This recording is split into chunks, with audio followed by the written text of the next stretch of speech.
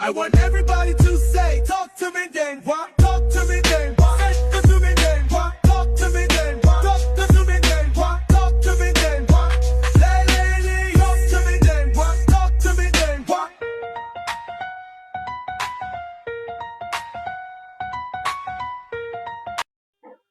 Welcome to this episode of Ntenjwa Talks. Yeah, well, I don't know, for some reason, today's topic, or this episode's topic, I keep saying today. I think this is a sign for me that I must just start doing this live. Like instead of recording, I must just do it live. However, I feel like if I'm doing it live, what exactly are you guys going to see, or what are you expecting to see? I mean, obviously you're going to be seeing me sharing my thoughts with this personality of mine, the thoughts that go on in this brilliant brain that I possess, right? So, I don't know, man. I'll see. I mean, I've been advised a lot that I should seriously consider doing this live. Others recommend that I must stream. Now, obviously live stream, but I mean stream like the streamers, like go on all the platforms where all the streamers are. I'm not going to mention them. But yeah, all those streaming platforms besides YouTube, TikTok and Instagram, and yeah, besides those, like the streaming platforms where streamers are, where they get paid to stream and whatever. So I'll consider all of that, but whilst I'm considering it, I'm going to continue talking to you guys in this manner. In fact, there's not even a lot of editing that happens. It's just, I record and then I send. So going live shouldn't be that difficult. There's not much difference, to be quite honest. There's not much difference. So, what else am I going to talk about in this episode? Oh, yes. So, the difference between rich communities and poor communities. Now,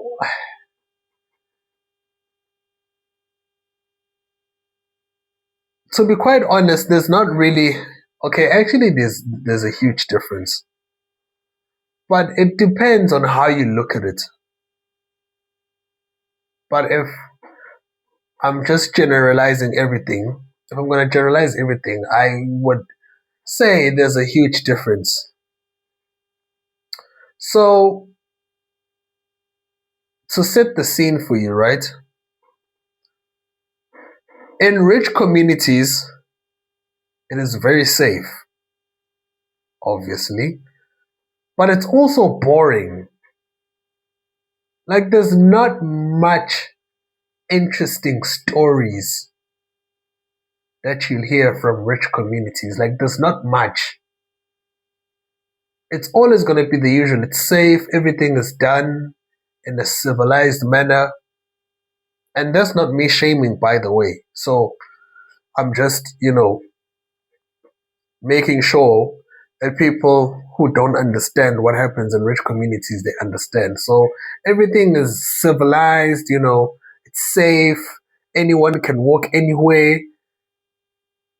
People of that community will be able to recognize each other just based off of the things that you are doing and the way you are and the manner you present yourself. But there's not much that's happening There's no interesting stories. It's just, civilized conversations. It's boring, it's safe, and in most cases, well, again, I'm not shaming, but you can tell that everyone is comfortable. Let me put it like that. I don't want to use any offensive terms, but everyone is comfortable. And there's a reason why I'm not saying safe and comfortable as in like I'm describing the same thing. No, it's safe to stay there, but you can tell by looking at the people that they're very comfortable. They don't worry about much. It's not like they are in the real world where things can happen. That should be clear about what I'm talking about, right? And then in the poor community, well, it's definitely not safe, obviously, for some reason. But also, it's not boring. Like, it's fun. Like, a lot is happening. Now, of course, there's a lot of good things happening, but also there's a lot of bad things happening, of course. Hence, it's not safe in most cases. But there's a lot happening. Like, there's a lot of stories. There's a lot happening. Like, if people of the rich and poor community come together or are in one setting, maybe in school or offices, wherever they are, right? You will notice that the people who are talking that come up with interesting stories in most cases are people from the poor community because there's a lot happening and it's interesting in some ways, right? Sometimes maybe they talk about a story that's not really interesting, but because they are always talking, and since in poor communities there's a lot of competition, unfortunately bad competition. It's not like good competition. So it's bad competition. So in some ways, to come across as a person who's impressive, you'd have to basically make sure that when you talk about something, it is interesting, regardless of what it is that you're talking about. It still has to be interesting. So then, in most cases, they are good storytellers and all of that, right? So, and also the people, you can tell that they're not very comfortable. Maybe most of them have made peace with the fact that this is their community and they're not going out of it, and probably they've accepted their fate, whatever it is, right? So you can tell that they are pretty much living in the real world. Now, I'm not saying this. I'm not saying that rich communities are not in the real world. It's just that whenever they come across, and it happens even with the poor community as well, when the rich community uh, find themselves with members of the poor community, they ask themselves like, wow, there's a life like this. You know how some parents, I usually see this in movies. I've never actually seen it, or actually I have. But in movies, you notice when these kids are being punished, and instead of being grounded or get their devices taken away from them, the parents just take them on a vacation or a trip, sorry, a trip to the dangerous communities. In most cases, they are poor communities, right? And that does the trick. The kid is instantly scared and like, if you don't appreciate the life that I'm giving you, I'm going to send you to a place like this. And then that's enough. Parents don't have to use the rod, they spare the rod, right? They spare the rod. using biblical terms here. So, and also when the poor community comes across a person or members of the rich community, to them it's also like, wow, life can be as amazing as this, right? Because in most cases it's amazing. I mean, there are some bad things about the rich community, just as there's a lot of good things about the poor community, right? There's very different, depends on the place you stay in, depends on on how active the community is, and all of that, right? So, of course, in rich communities, you'll get to meet spoiled brats and all these entitled kids, or humans rather, because even adults, some of them are still entitled because they haven't been humbled as yet. And then also in the poor communities, you get people who make it, who are very good representatives of the community. Like probably they'll be in a community or in a town or township where it's very dangerous, like it's known for bad things. But then you look at the successful who came from that setting. So not that it's not, things are not possible, it's just that obviously you can tell who are in an advantage and who are in a disadvantage. So you just make do with what you have. Now, in most cases, you happen to find people ask themselves, okay, if I were born in a poor community, what about the rich community would I want to possess? What traits would I want to have that a person that's in the rich community possesses, right? Vice versa.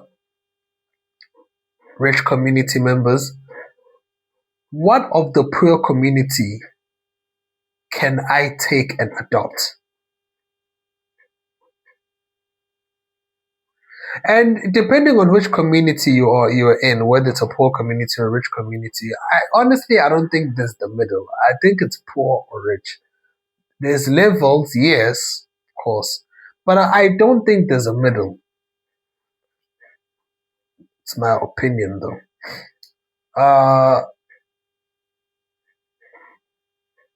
And wherever you are residing, this is a question you need to ask yourself. If you're in the poor community, what of the rich community do you want to possess? What traits, personalities, people, the way they treat other people, the good things about it. And if you're in a rich community as well, ask yourself, what is it about the poor community would I want to have to add to my arsenal? That way, you'll be able to adapt to any setting. If I make an example of myself, I can be in a township and quickly adapt. I can be in a rural area, quickly adapt. I can be in a city, quickly adapt. It would be like I'm part of that community regardless of which community or town or city or rural area that I'm in. Because you analyze people as they are. You analyze communities as they are. You quickly scan, familiarize yourself. Now, of course, if you're generalizing, 70% of rich communities are similar. They all have one thing or a few things that you'd expect a rich community would have. And then same with the poor communities, there's like 70% of the things that they have. You'd be like, okay, there's this, and that. So once you quickly do that, you'll be able to adapt anyway.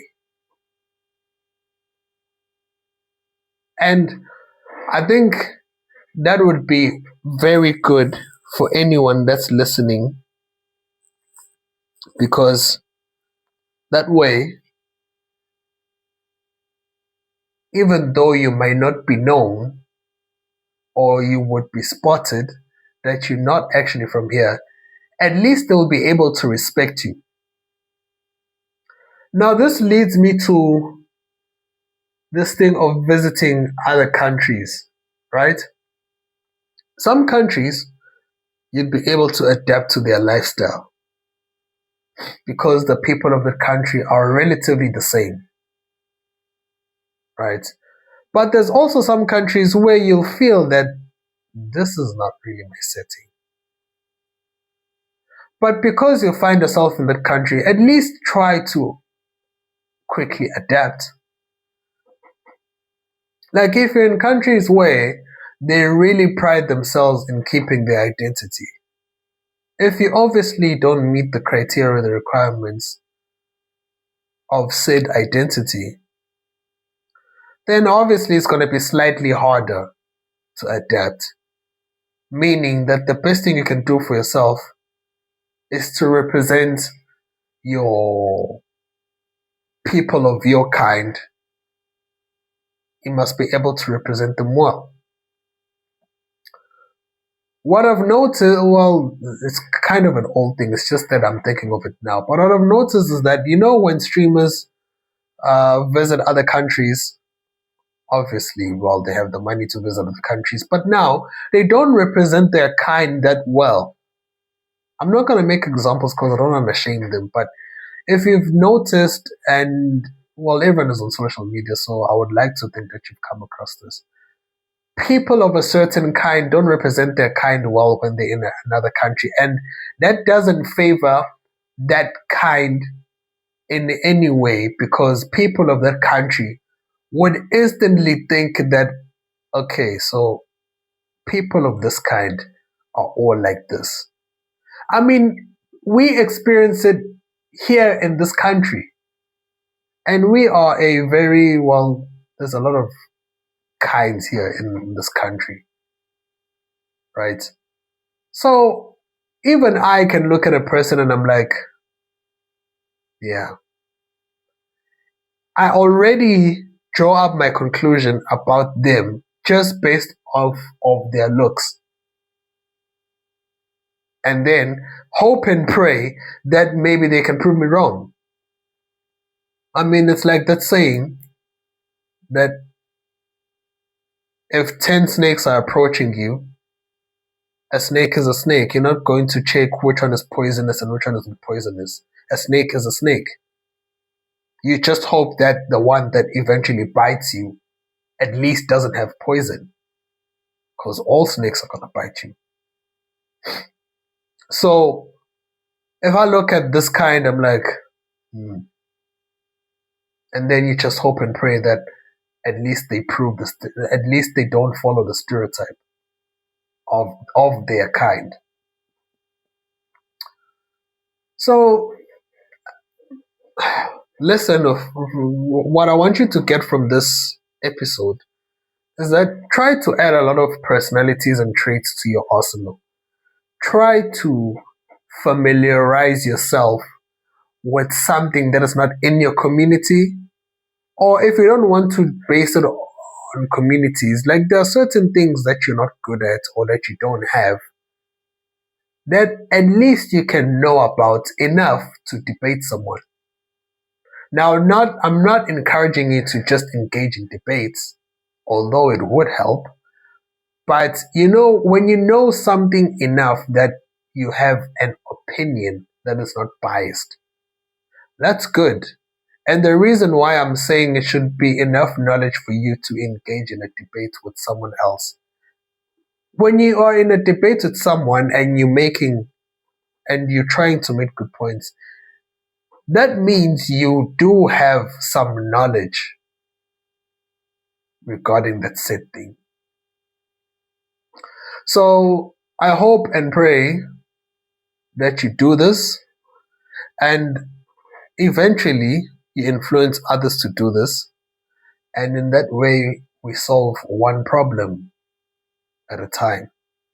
Because people who identify each other, and in most cases they are good rather than bad, at least that way you're slowly improving